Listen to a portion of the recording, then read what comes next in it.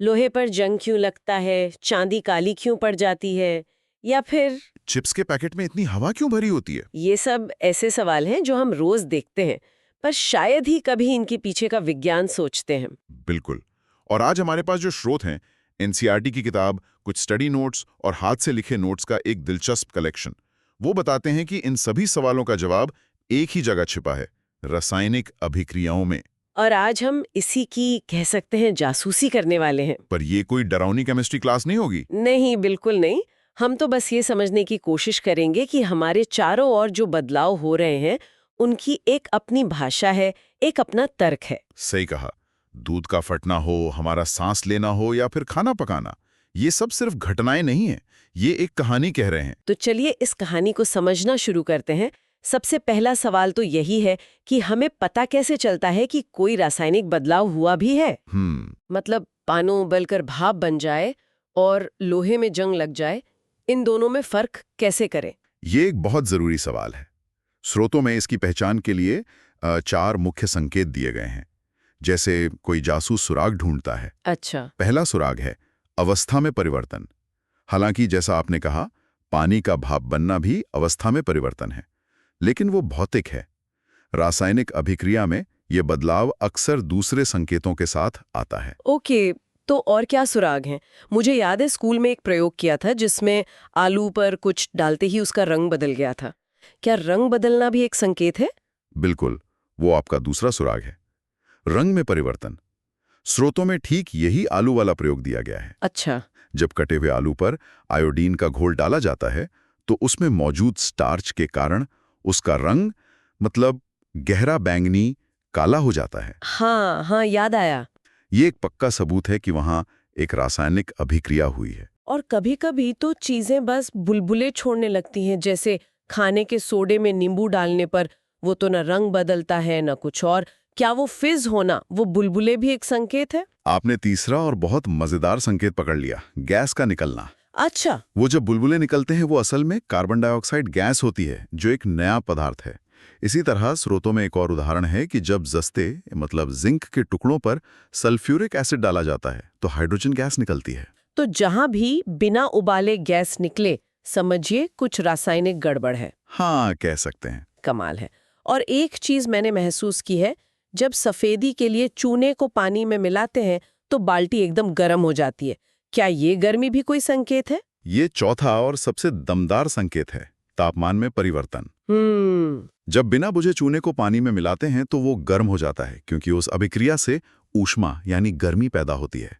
ऐसी अभिक्रियाओं को ऊष्माक्षेपी कहते हैं। अच्छा। इसके विपरीत कुछ अभिक्रियाएं चीजों को ठंडा भी कर देती हैं, तो तापमान का बदलना एक बड़ा संकेत है। वाह, मतलब अवस्था, रंग, गैस और तापमान, इन 4 सुरागों से हम किसी भी रासायनिक बदलाव का पता लगा सकते हैं।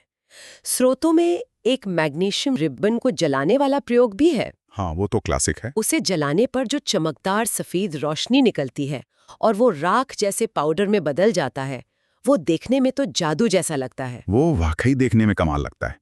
पर मुझे लगता है वैज्ञानिक उसे जादू तो नहीं कहते होंगे। नहीं, बिल्कुल नहीं। उनके पास इसे लिखने का, इसे समझाने का कोई शॉर्टकट, कोई कोड जरूर होगा, है ना? हाँ, यहीं पर रासायनिक समीकरण की बात आती है, जो मुझे लगता है केमिस्ट्री की अपनी गुप्त भाषा है।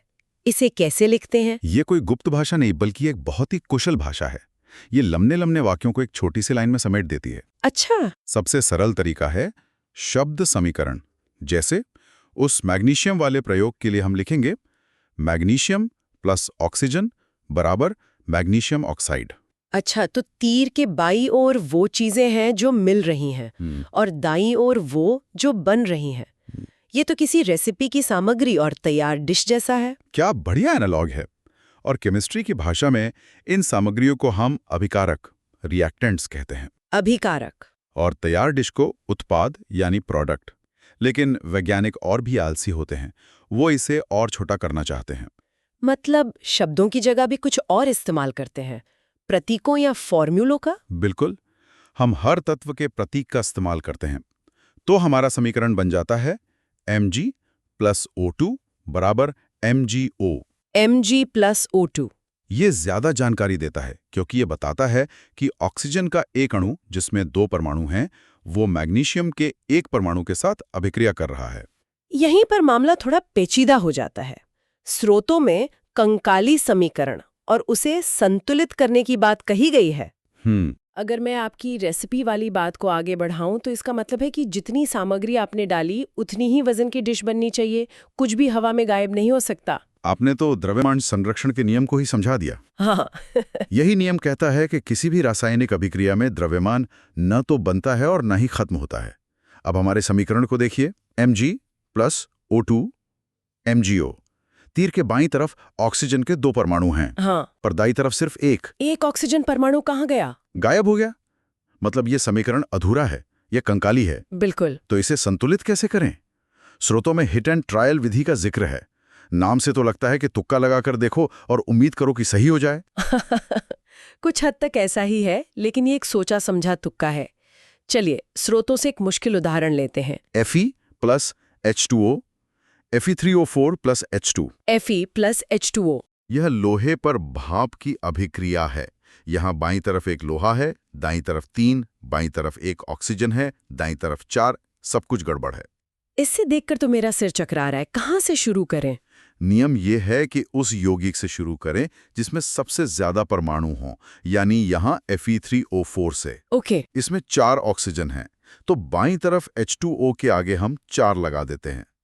अब समीकरण है Fe + 4H2O × Fe3O4 + H2।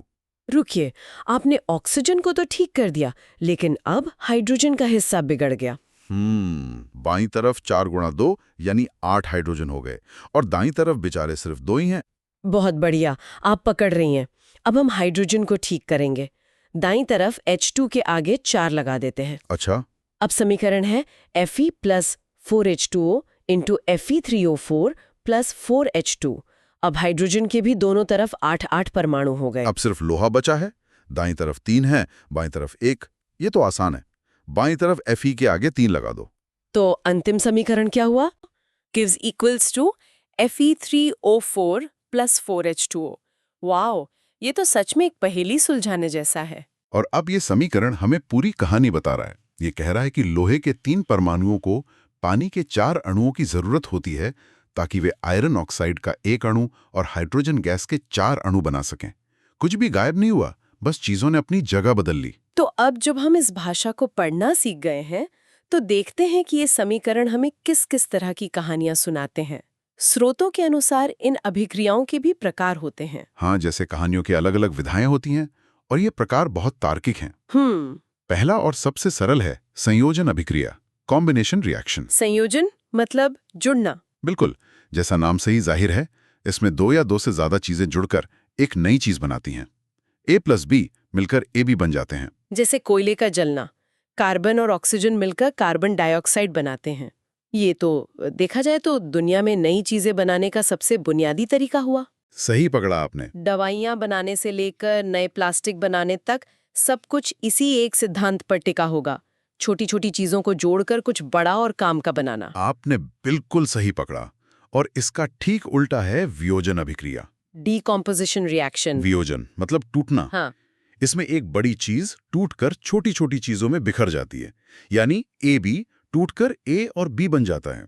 जैसे चूना पत्थर को गर्म करने पर वो बिना बुझा चूना और कार्बन डाइऑक्साइड में टूट जाता है। एक बना रहा है, दूसरा तोड़ रहा है। ये तो सीधे है, लेकिन अगला प्रकार विस्थापन अभिक्रिया, ये सुनने में थोड़ा नाटकीय लगता है। विस्थापन यानी किसी को उसकी जगह से हटा देना। ये है ही नाटकीय। ये एक तरह का रासायनिक शक्ति प्रदर्शन है।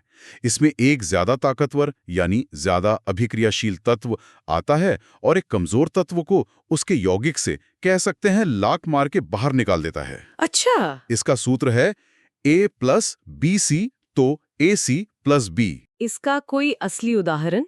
स्रोतों में लोहे की कील और कॉपर सल्फेट के विलयन का जिक्र है।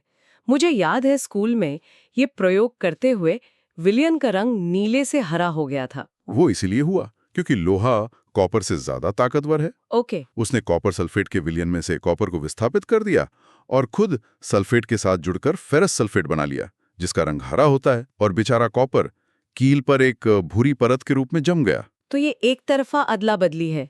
तो फिर द्विविस्थापन अभिक्रिया में क्या होता है?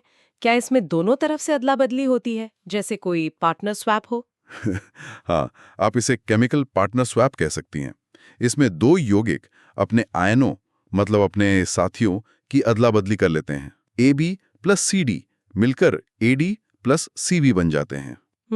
दिलचस्प है। इसका एक क्लासिक उदाहरण है जब सोडियम सल्फेट और बेरियम क्लोराइड के विलेनों को मिलाया जाता है। इसमें क्या बनता है? सोडियम क्लोरीन के साथ चला जाता है और बेरियम सल्फेट के साथ।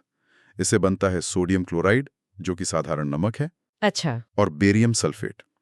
बेरियम सल्फेट पानी में घुलता नहीं है, इसलिए वो एक सफेद ठोस पदार्थ के रूप में नीचे बैठ जाता है, जिसे हम अवक्षेप यानी प्रेसिपिटेट कहते हैं। और एक आखिरी प्रकार है उपचयन एवं अपचयन, ऑक्सीडेशन एंड रिडक्शन।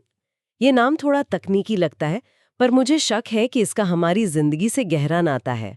आपका शक बिल्कुल सही है। ये शायद सबसे महत्वपूर्ण प्रकार है। अच्छा।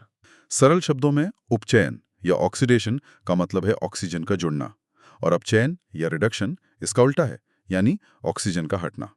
जब ये दोनों काम एक साथ होते हैं तो उसे रेडॉक्स अभिक्रिया कहते हैं। रेडॉक्स? हाँ, ये लेन देन की अभिक्रिया है जो हमारे शरीर से लेकर बैटरियों तक हर चीज को ऊर्जा देती है। अच्छा, तो अब हम अपनी जासूसी के अंतिम पड़ाव पर आते हैं।